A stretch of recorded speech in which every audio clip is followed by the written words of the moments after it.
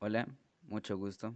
Mi nombre es Juan David Rincón, de grado décimo A, y en esta oportunidad quiero hablarles de dos pensadores sobre la política que fueron muy importantes, los cuales son Jean-Jacques Rousseau y Nicolás de Maquiavelo.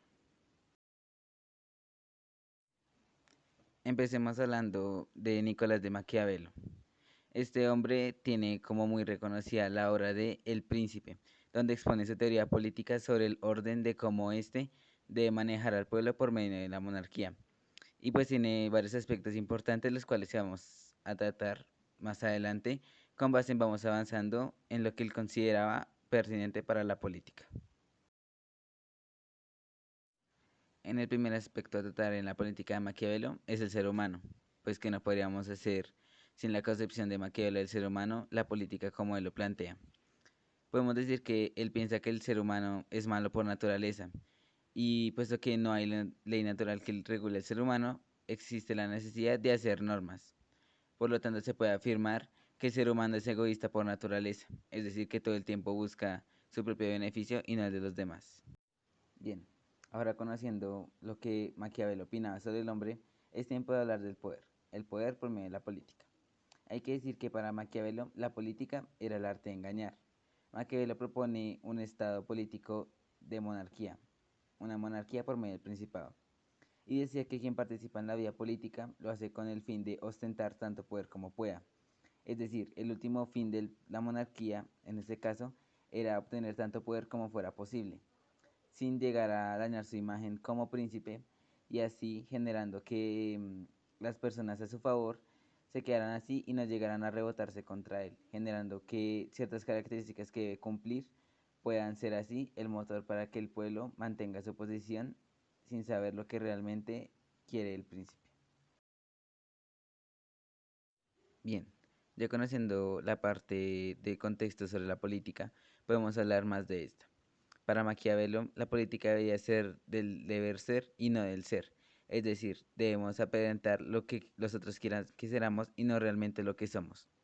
También hay que decir que para Maquiavelo la política debe ser el arte de engañar, ya mencionado anteriormente, y que se debe basar en hechos. Es decir, con base en esas acciones, la política se va formando para así generar ese estado donde el poder se pueda fomentar por medio del príncipe y así generar un posible estado laico.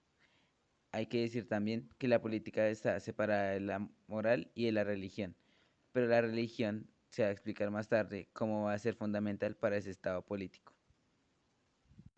Hay que agregar también que la política como ciencia se toma como una técnica para adquisición, conservación y expansión del poder. Correcto. Ahora es tiempo de hablar de las tres categorías de la política.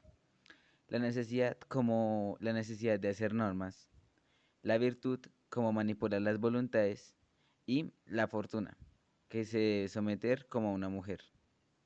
En este aspecto quiero dar mi opinión en la siguiente parte para mostrar lo que opinaba Maquiavelo sobre la fortuna.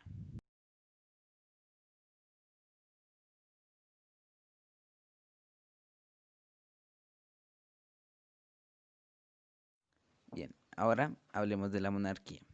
Para Maquiavelo, la mejor forma de gobierno era la monarquía, que se basaba por medio del principado, donde el príncipe era el que gobernaba y trataba, como ya lo he dicho antes, mantener el poder y hacer que éste se expanda, es decir, adquirir el mayor poder posible. Ahora bien, vamos a hablar de la iglesia como reino de los instrumentos, es decir, se puede utilizar la iglesia como medio para adquirir más poder y así generar que las voluntades de las personas, al momento de ser respaldadas por la iglesia, genere que la política se centre en el poder y la iglesia lo que hace es ayudarla a conservar ese poder.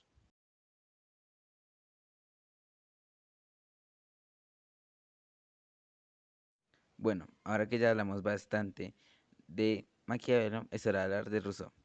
Rousseau concibe al hombre con una frase muy célebre del contrato social, que dice, los individuos alguna vez habían sido buenos y felices, pero a medida que el hombre había salido de su estado previo al social y habían entrado en sociedad, habían llegado a estar plagada por el vicio y por el pecado. Bien, ahora vamos al contrato social, que es un pacto entre los hombres. Hay que decir que Rousseau era un contractualista, es decir, que creía que el orden se tenía que dar por medio del contrato social. Hay que decir que el contrato social es una unión entre todos, una sociedad civil, y es allí donde el hombre pierde su libertad individual, pero a la vez gana su libertad individual.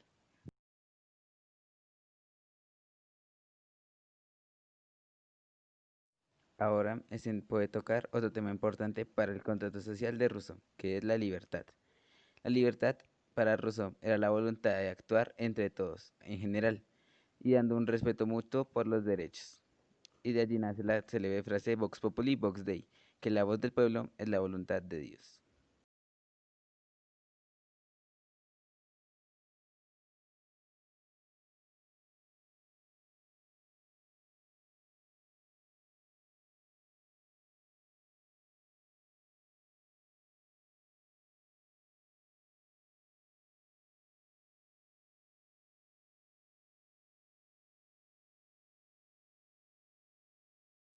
Ahora bien, sigue por último las cuatro características más importantes del contrato social, aparte de la libertad. La esclavitud. El hombre se vende al patrón. Es allí donde el hombre se somete a sí mismo todo por el poder.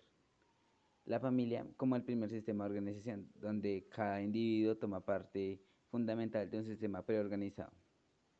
La soberanía, regulada por la voluntad general, en este caso un legislador que era parte de ese régimen del contrato social, y tiene que haber una crítica a los otros modelos, ¿no? Porque pues como Rousseau apoya el contrato social, debía ser una crítica a otros modelos sociales, las cuales eran la aristocracia, que creía que era una cuestión hereditaria, la monarquía como la peor de todas, que era uno sobre otros, y la democracia, que no podemos gobernar todos al mismo tiempo. Y bien, ese ha sido mi video de comparación de partes políticas de Rousseau y Maquiavelo. Ya decides tú con cuál te quedas.